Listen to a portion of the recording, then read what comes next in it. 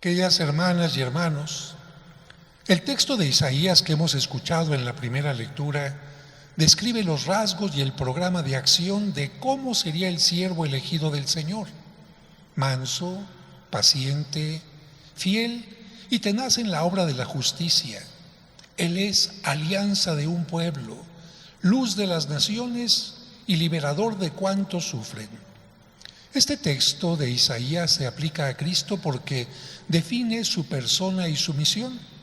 Por eso, en la segunda lectura del libro de los Hechos de los Apóstoles, el apóstol Pedro, en los inicios de la Iglesia, da testimonio de que Jesús de Nazaret es el ungido de Dios con la fuerza del Espíritu Santo, y resume toda su acción mesiánica al decir: pasó haciendo el bien y curando a los oprimidos por el diablo, porque Dios estaba con él.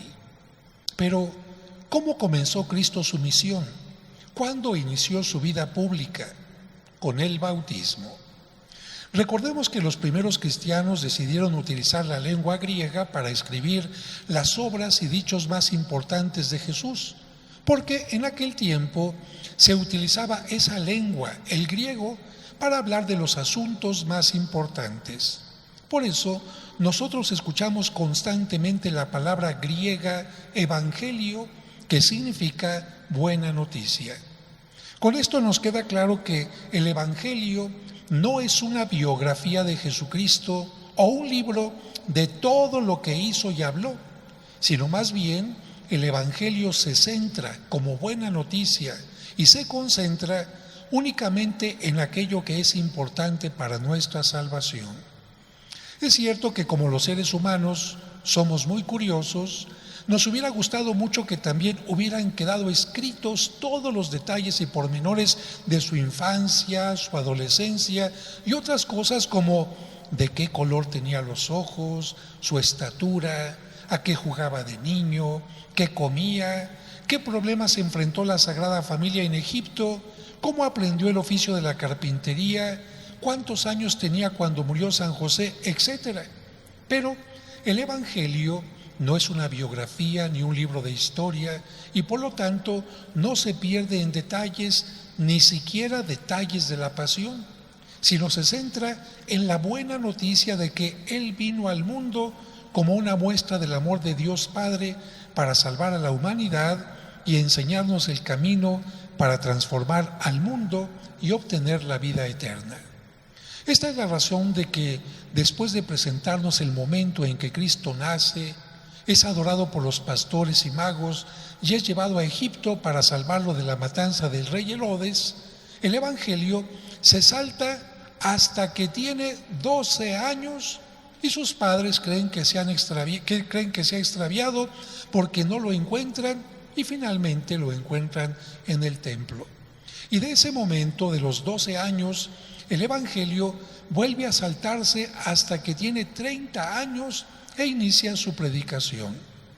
Entendiendo esto, comprendemos que las ausencias de información en el Evangelio no son porque se quiera esconder algo o mantener en secreto, sino porque Jesús tuvo una infancia y juventud normales viviendo en Nazaret con sus padres. En esa etapa, la etapa, vamos a decir, familiar, la etapa privada de Jesucristo, Él no realizó ningún milagro ni ejerció la predicación. El Evangelio nos vuelve a hablar de Él hasta que Cristo inicia su misión, su vida pública.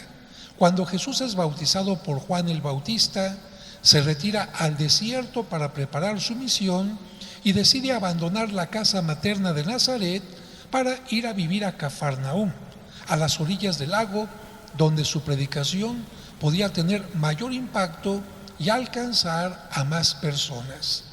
Por esta razón, hace apenas una semana, escuchábamos el momento en que Cristo era, como niño, adorado por los magos. Y en cambio, ya en este domingo, la liturgia nos presenta a un Cristo adulto que recibe el bautismo en el río Jordán. Y cada vez que llegamos a esta festividad, el bautismo de Cristo, la gente suele hacerse estas preguntas. Si Juan el Bautista invitaba a la gente para que se arrepintiera de sus pecados y se bautizara, esto significa que si Cristo se bautizó, ¿tenía pecados de los que se tenía que arrepentir? La respuesta es no. La Biblia nos dice que Cristo se asemejó en todo a los humanos, menos en el pecado. Si Cristo pidió ser bautizado, fue para unirse, para solidarizarse simbólicamente con toda la humanidad y tomar sobre sí todos los pecados del mundo. Otra pregunta que la gente suele hacer es: ¿qué diferencia hay entre el bautismo de Juan el Bautista y el de Cristo? Bueno, el bautismo de Juan era solo una invitación al arrepentimiento y la conversión, a estar dispuestos a recibir al Mesías. Por eso, cuando Cristo aparece públicamente y comienza a predicar, Juan el Bautista lo señala como el Cordero de Dios que viene a quitar el pecado del mundo, y Juan el Bautista se hace a un lado, cede su predicación a Cristo. Juan no tenía el poder para perdonar los pecados, ni tampoco para dar el Espíritu Santo. A diferencia de Juan el Bautista, Cristo no inicia su vida pública invitando al bautismo, sino por el contrario, lo hace hasta el final, una vez que ya ha muerto y resucitado. ¿Por qué? Porque el bautismo no se trata de un simple rito, meterse al agua y ya. Es algo mucho más profundo.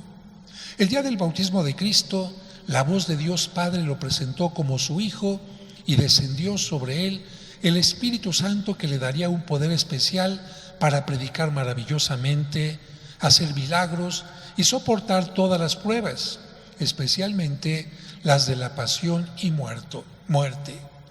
Cristo envía a sus apóstoles a bautizar solo hasta que les ha enseñado el camino, la verdad y la vida, y hasta que ha muerto para purificar a la humanidad de su pecado. Por eso, no podía ofrecer el bautismo antes de realizar su misión y antes de haber muerto y resucitado. Entendiendo esto, podemos responder más fácilmente otra pregunta: ¿cuál bautismo recibimos nosotros? ¿Cuál bautismo recibiste tú? ¿El de San Juan Bautista o el de Cristo? Evidentemente que el de Cristo. Por eso, el bautismo nos convierte en hijos de Dios, seguidores de Cristo y en templos del Espíritu Santo. En los niños, el bautismo los purifica del pecado original. Y si una persona se bautiza ya adulta, recibe el perdón de todos los pecados que hubiera cometido hasta antes del bautismo. Por eso en el credo decimos: creo en un solo bautismo para el perdón de los pecados. Cristo les pidió a sus apóstoles que predicaran el Evangelio y que bautizaran en nombre del Padre, del Hijo y del Espíritu Santo. Por eso, si un adulto quiere bautizarse, es necesario que primero reciba la evangelización correspondiente para que pueda vivir como verdadero cristiano. Y si los papás desean bautizar a un niño, se entiende que ellos, los papás, ya han sido evangelizados y viven de acuerdo a su fe, porque de lo contrario estaríamos convirtiendo el sacramento del bautismo en algo mágico, sin ninguna responsabilidad de nuestra parte. Padre, échele agua a la criatura y ya con eso el niño va a crecer honrado, decente, creyente, va a saber los mandamientos. Sin el compromiso de los papás, sin el testimonio de los papás. Por eso, para asegurar la educación de los niños bautizados, se pide que tengan unos segundos padres, padres espirituales llamados padrinos, que tienen el compromiso de educarlos junto con los padres. Por eso se les llama compadres. Hoy podemos recordar también los signos más importantes del bautismo, que seguramente ustedes los conocen perfectamente, porque ¿a cuántos bautismos han asistido en su vida? El primer signo que se usa en el bautismo es la señal de la cruz que se hace sobre el niño o sobre el adulto. Y esto indica que son, a partir de su bautismo, seguidores de Cristo y deben de cargar todos los días con la cruz de Cristo, que es el amor. El segundo signo es el óleo santo. Aceite que representa la protección de Dios, porque en la antigüedad los luchadores se ungían con aceite para que se pudieran resbalar a sus oponentes. Este aceite, el óleo santo o llamado también óleo de los catecúmenos, se pone en el pecho o en la espalda. El tercer signo es el agua, que significa la purificación y la vida nueva del cristiano. El cuarto es la vestimenta blanca, que nos recuerda que no debemos permitir que nuestra vida se manche con el pecado. Y si en algún momento nos manchamos, pues a purificarse a través del sacramento de la reconciliación. El quinto signo es el aceite, llamado crisma, que sirve para consagrar. Es un aceite también de oliva, pero al que se le añade perfume. ¿Por qué? Porque se pone en la cabeza y nos consagra uniéndonos a Cristo como sacerdotes, profetas y reyes. Ya desde el Antiguo Testamento así se consagraba a los reyes, con un aceite perfumado al que te recuerdo que se conoce con el nombre de crisma. El sexto signo del bautismo es la luz, la vela encendida que reciben padres y padrinos como signo de que ellos deben acercar al niño a Cristo, luz del mundo, y al mismo tiempo enseñarle a ser sal de la tierra y luz del mundo.